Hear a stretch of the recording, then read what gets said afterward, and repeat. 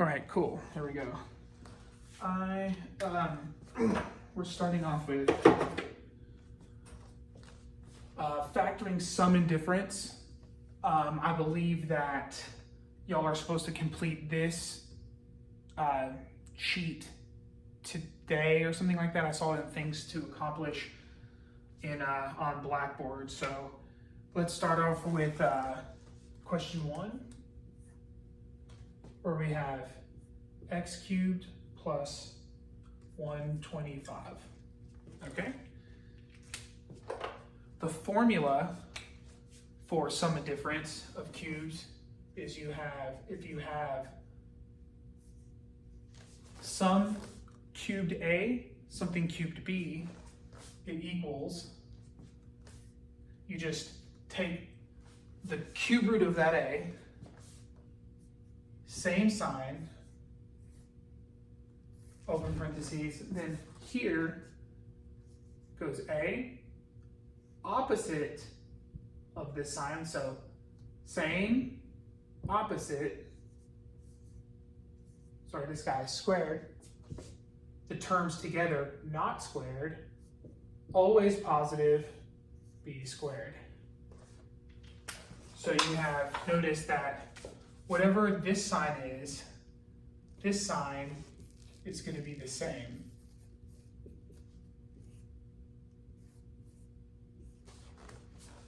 Those guys are going to be the same. This guy right here is always going to be opposite. And this guy is always positive, no matter what. Cool.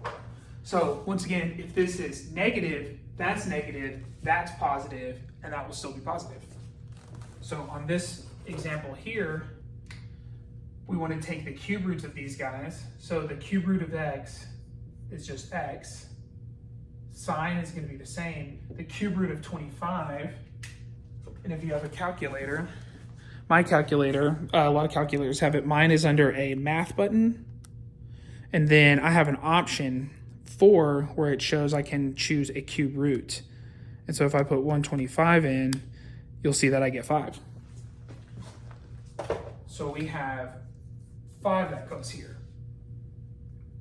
Then we open our parentheses. Now we're in this pattern. So we take our first thing plus, oh, sorry, hold on. Getting ahead of myself. We made this is this part, sorry. Then we get right here, we take the first part squared. This sign is going to be opposite of that sign, right? Then we take our middle term, our A and B, always positive, and then the last term squared, right? But we're not done because this one can still be calculated out. But just as a quick, so you can see this format, that's my A, that's my B, that's my A squared, that's these are, or these signs are opposite than that.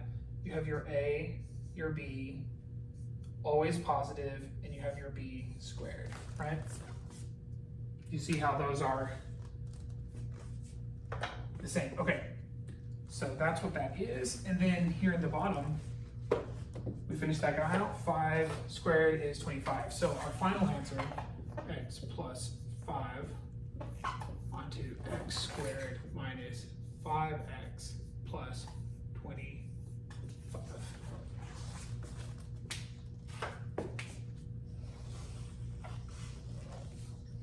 Bam. Okay, awesome. Cool, we're moving on to example 3, a minus sign.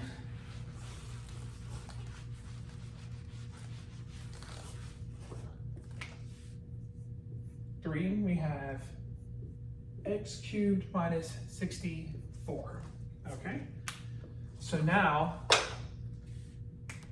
we know it's this first parentheses, and you could even, if you wanted to, you could even start off by just doing this.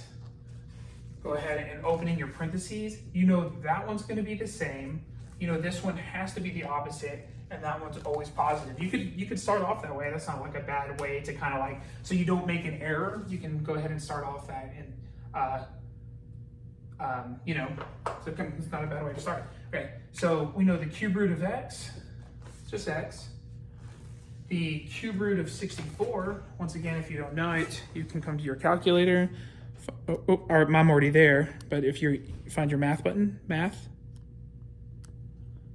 I pick my option 4. I put 64 in that guy. We're going to find out that it's 4. Okay, so we have 4. Then we take that first term, we throw a square on it. We put these terms together, right? And then this last term is 4 squared. We know that 4 squared, though, is 16. So then we just do a little cleanup. X minus 4, x squared plus, make sure those signs are opposite. That guy's always positive, 16. Hiya. Boom. Right? And notice, right, that's negative. See, negative, negative, or I should say, same, opposite, always positive. Okay.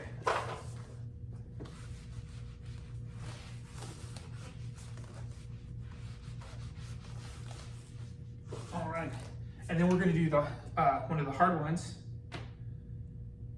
Down here, this is 23, which is 1029 yx cubed plus 24 y to the 4th power.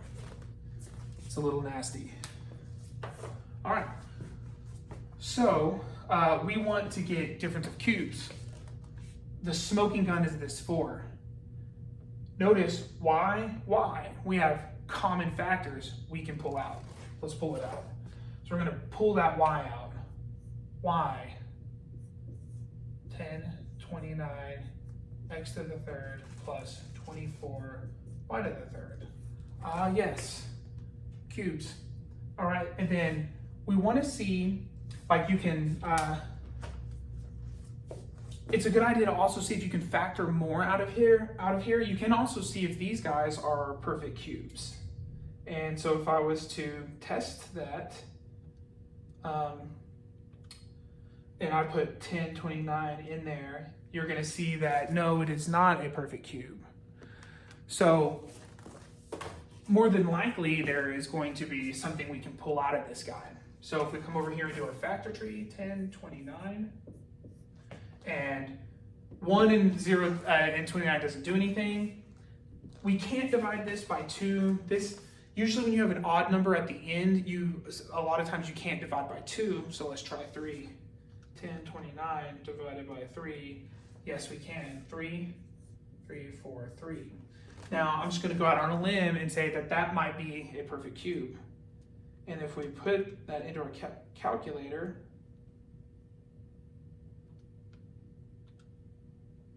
three, 4, 3, we actually get 7. So we get, so this guy, so I'm gonna bet if we pull out a 3 out of the 24, and also if you need to do your factor tree, you'll see that 3 times 8 is 24. So if we also pull a 3 out of both of those guys, and if you do the cube root of 8, you'll find that it's 2. And so that's just kind of trial and error with a calculator. Or you can go and memorize like 1 through 10 cube roots. That's not a bad idea either. So we're going to pull a 3 out of this guy, leaving us, oh, we already did. We don't even have to. We already found out that that is 7 cubed plus, and we know that that's going to be 2 cubed, y cubed. Awesome. Cool, so now we have a sum of 2 cubes. And don't let this kind of collection of numbers confuse you. This guy, whole thing is still a to the 3rd, and this guy is b to the 3rd. it's still that. So we just follow this pattern now. We come over here, the factor has to stay in front.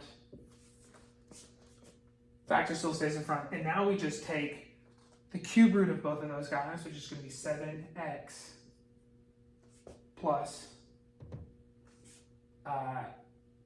the 2y, right? So that gives us our first part right here, a, b. Then we know that our sign's got to be opposite from there, and that one's always positive.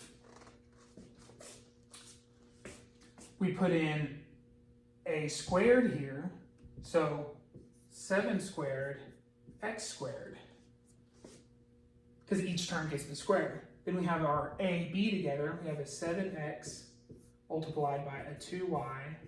Those are in the middle. And then here at the end, we take our 2 squared and our y squared at the end there. Okay, so now we can clean this guy up. This guy is pretty much set. 3y, 7x plus 2y. Right here, 7 squared, 7 times 7, we get our 49. X squared, you can't do anything else with. It's as good as it's going to get. 7, now you just multiply this whole term. 7 times 2 can come together, which is 14. And then x and y are just still x and y. And then right here, 2 squared, 2 times 2 is 4. And that y squared remains the same. And we double check our answers. Always double check your answers.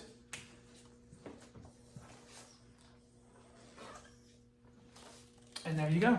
Cool. Well, I hope that is enough to help you through your word problem.